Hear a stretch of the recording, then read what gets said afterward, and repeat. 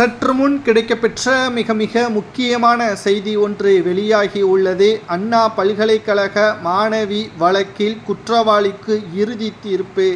யார் அந்த சார்? வெளியான தகவல், குற்றவாளியே மாட்டிவிட்ட திமுகவின் முக்கிய தலைவர். ஒட்டுமொத்த வழக்கும் குற்றவாளி ஞானசேகரன் மீது பதிவு செய்யப்பட்டு விட்டது.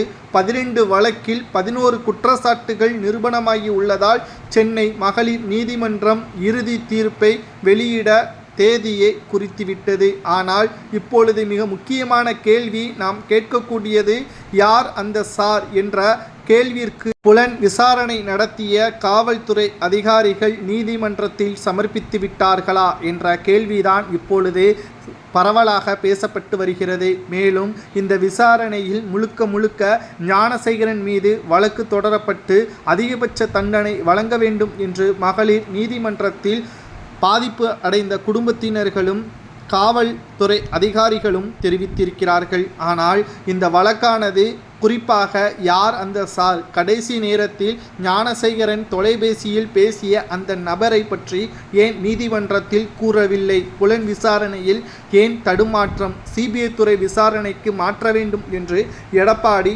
தற்பொழுது அந்தர்பல்டி அடித்துள்ளார். அதாவது இந்த வழக்கானது கடந்த ஆண்டு டிசம்பர் 23ஆம் தேதி இரவு அண்ணா பல்கலைக்கழகத்தில் மாணவி ஒருவர் சக மாணவருடன் பேசிக் கொண்டிருக்கும் பொழுது ஞானசேகரன் தவறாக நடந்து கொண்டதும் கடைசியில் போனில் ஒரு சார் இருக்கிறார், அவருடைய பேச்சை கேட்க வேண்டும் என்று கூறியதும் வைரலாக பரவியது.